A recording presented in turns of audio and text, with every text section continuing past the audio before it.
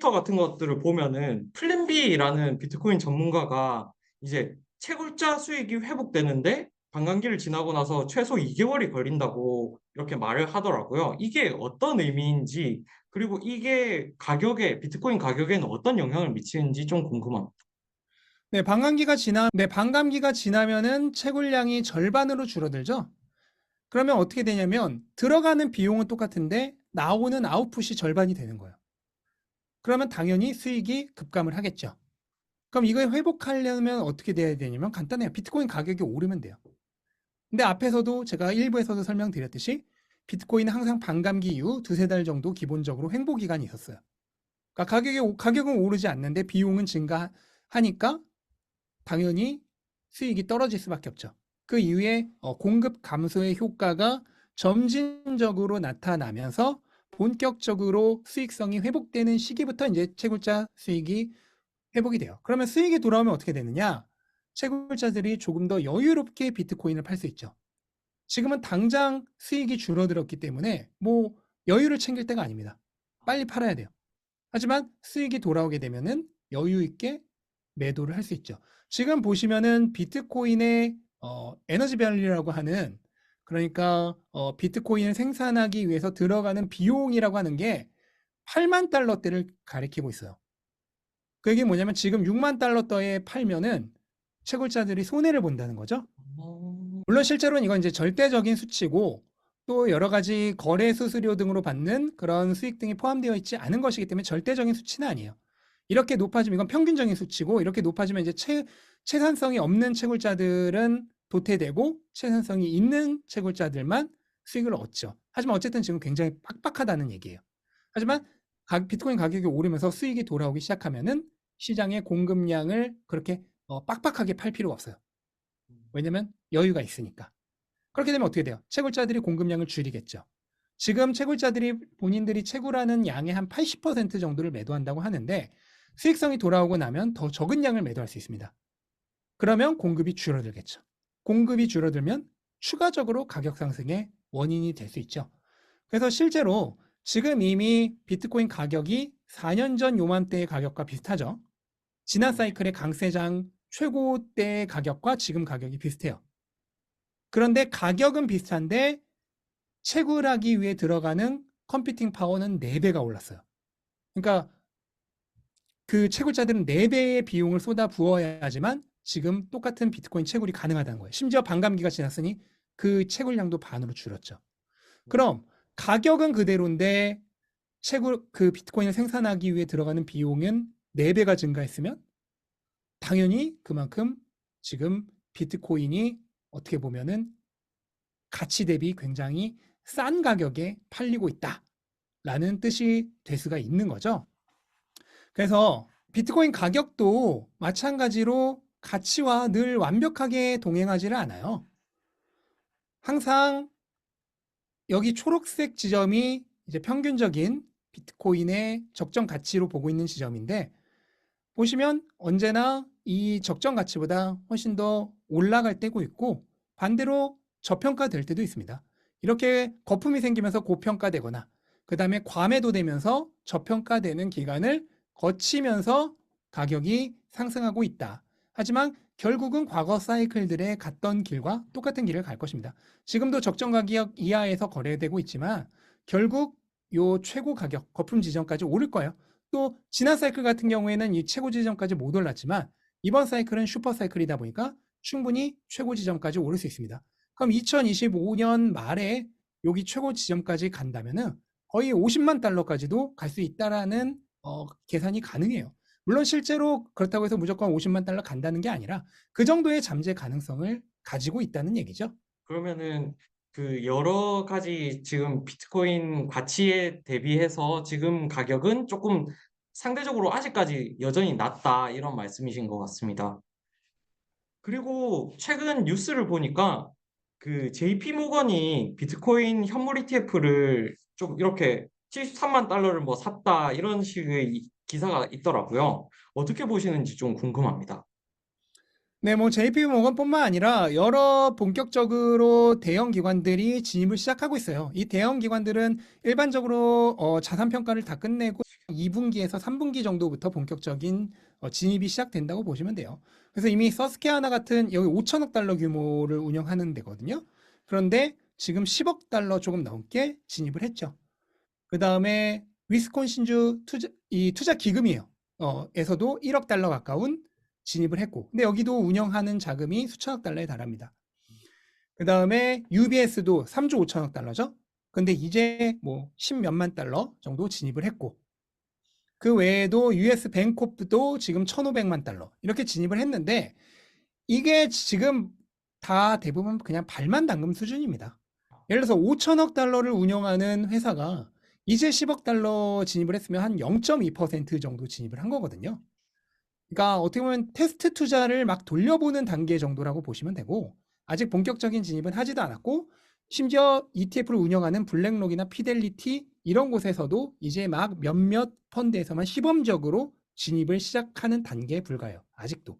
그러니까 본격적인 진입은 2, 3분기부터 진입이 되는데, 그것조차도 이제 시작 단계에 불과하고, 진정한 진입은 그 이후에 점차 장기간에 걸쳐서 들어오는 것이다 라고 보시면 되죠.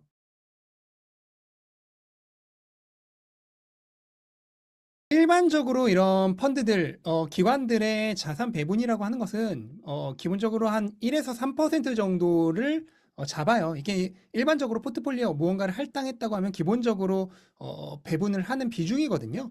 근데 비트코인의 경우에는 조금 더 높은 3% 배분이 표준이 되어가고 있다라고 말을 하지만, 뭐 그냥 1%에서 3% 정도라고 생각을 하더라도 전혀 부족한 게 아니에요. 그 정도라고 하더라도 어쨌든 이 정도의 그 비중을 채울 때까지 그 수많은 펀드들에서 조금씩 조금씩 비트코인으로 자금이 흘러 들어온다는 거죠. 그러다 보니까 금의 경우는 현물 ETF에 승인되고 나서 8년 동안 가격이 상승했죠. 이것은 뭐냐면 8년간에 걸쳐서 긴 시간에 걸쳐서 여러 펀드들에서 조금씩 조금씩 그 앞에서 말한 그 정도의 할당을 채운 겁니다. 그러면서 가격이 오른 건데, 심지어 비트코인은 지금 그 속도도 금보다 더 빠릅니다. 지금 현물 ETF가 나온 지 4달이 됐지만 4달 만에 이미 금 거의 2년치 정도의 그 정도의 자금 유입이 이미 들어오고 있어요. 그 정도로 오히려 속도가 더 빠르기 때문에, 안 그래도 지금 속도가 빠른데 여기서 앞으로 더 본격적으로 들어온다면 엄청날 수 있는 거죠. 지금 미국 자산 시장이 다 합치면은 거의 30조 달러 정도의 자산 운용 시장이 있습니다.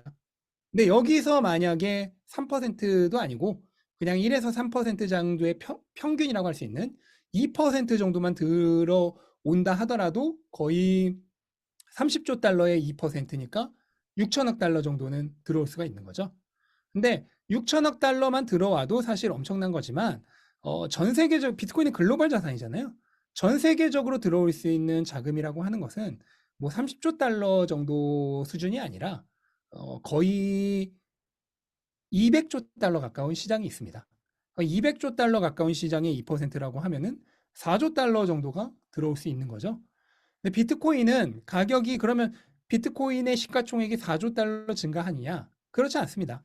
비트코인은 평균적으로 평균 승수가 4.5배 정도가 돼요. 그 얘기는 뭔 말이냐면 1달러가 비트코인 시장으로 들어왔을 때 비트코인 가격은 4.5달러가 오른다는 겁니다.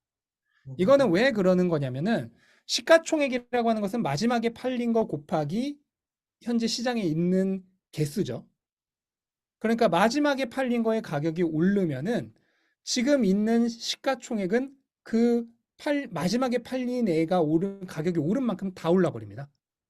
그러다 보니까 1달러가 들어왔다고 가격이 1달러가 오르는 게 아니에요. 1달러가 들어왔을 때 가격은 더 많이 오릅니다. 그런 승수가 평균 4.5배 되는데, 그러면 비트코인 시장으로 향후 수조 달러, 뭐 3, 4조 달러가 들어온다고 하면은 비트코인의 시가총액은 뭐 12에서 13조 달러 정도는 충분히 오를 수 있다는 거죠. 그러니까 현재 시총과 합치면은 거의 금과 비슷한 정도의 수준이 되겠죠. 만약 비트코인이 금의 가격에 도달한다 그러면 가격은 75만에서 80만 달러. 지금에서 10배 이상이 될 겁니다. 근데 이게 뭐 당장에 이루어지는 건 아니고, 금도 8년이 걸렸다고 했잖아요. 그럼 비트코인도 지금보다 뭐 한 6에서 8년 정도 걸린다고 하면은 다음 사이클까지는 바라봐야죠. 하지만 다음 사이클까지 이런 기관들의 본격적인 자금 유입이 이루어지면은 비트코인의 승수를 생각했을 때 충분히 금에 필적하는 시가총액을 가질 수 있다라고 저는 보고 있습니다. 네. 비트코인이 금에 필적하는 그런 수준이 되면은 그런 날이 얼른 왔으면 좋겠습니다. 그리고 비트코인이 오늘 이렇게 급등하면서 솔라나를 비롯해서 알트코인들도 이렇게 많이 올랐거든요. 알트코인 투자 지금 해도 괜찮다고 보시나요? 네, 알트코인의 경우는 비트코인과 이제 대부분 가격 동조성이 높긴 하지만 그래도 타이밍적으로는 조금 차이가 있습니다. 지금 보시면 비트코인 도미넌스라고 하는 건데요. 비트코인 도미넌스라고 하는 것은 이제 전체 암호화폐 시장 내에서의 비트코인의 비중이에요. 지금 한 56% 정도 되는데 이 비트코인 도미넌스가 지금 여전히 상승 추세임을 볼 수 있죠. 비트코인 도미넌스가 상승 추세라고 하는 것은 전체 암호화폐 시장 내에서의 비트코인의 비중이 점점 커지고 있다는 거예요. 그러니까 알트코인 대비해서 비트코인이 성적이 더 좋다는 거죠. 지금 알트코인의 대장이라고 할 수 있는 이더리움을 비트코인으로 나눠보면 이게 높아질수록 비트코인 대비 이더리움이 좋은 거고 이게 낮아질수록 비트코인이 상대적으로 더 좋은 거예요. 근데 어제 가격이 올랐다고 하지만 이더리움은 비트코인 대비 상대적으로 가격이 더 내려갔습니다. 그리고 지금 보시면 아시겠지만 추세적으로 하락 추세임을 알 수 있죠. 그러니까 지금 아직 알트코인이 상대적으로 비트코인보다 더 좋은 시기가 아니에요. 그러면 이게 언제 정도에 좋아지느냐?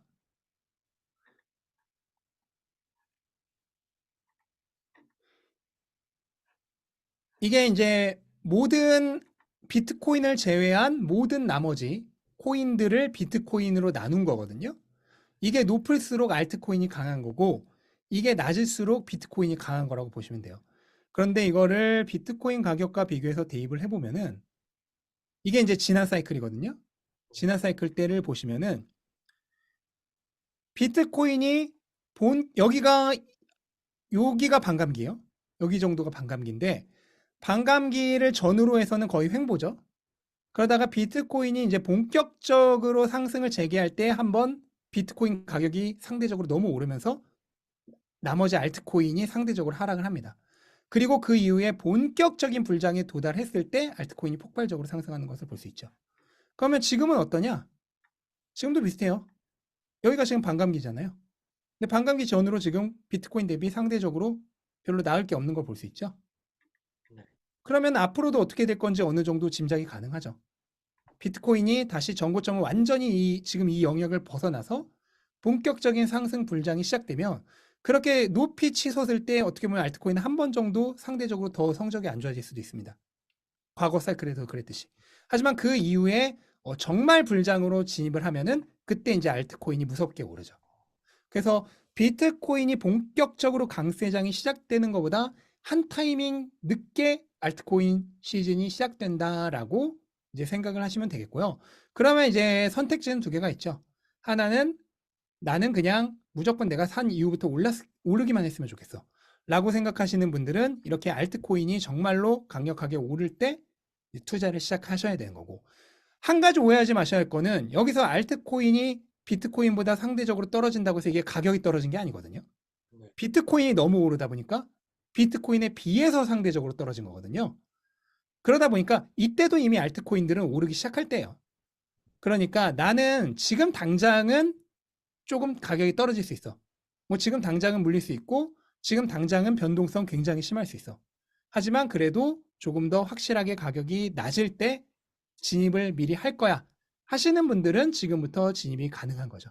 그러니까 그런 변동성을 견딜 수 있는 분이라면 어쨌든 지금 가격이 더 낮은 건 맞으니까 지금부터 진입이 가능하고 그런 변동성을 견딜 수 없는 분이라면 나중에 확실하게 알트 불장이 시작되었을 때 진입을 하는 게 좋겠죠.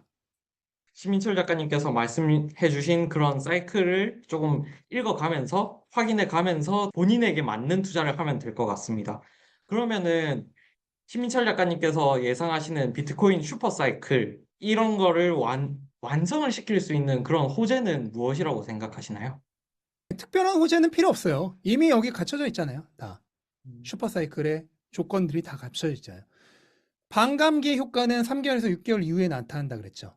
그러면 올해 3분기 정도부터 본격적으로 공급 충격 효과가 나타날 겁니다. 그 다음에 현물 ETF에 본격적으로 대형 기관들의 자금이 들어오는 거는 이 두 개, 세 개 분기 이후랬죠. 그럼 1월에 승인이 됐으니까 두 개, 세 개 분기 이후라 그러면 마찬가지로 3분기 이후부터 본격적인 유입이 시작될 겁니다. 그다음에 금리나 9월부터니까 마찬가지로 3분기죠. 3분기부터 이 모든 조건들이 본격적으로 힘을 발휘하기 시작해요. 그게 최고의 호재입니다. 그게 최고의 호재고 그냥 그대로 별 문제 없이 진행되는 게 최고의 호재예요. 다른 추가적인 호재가 필요가 없습니다.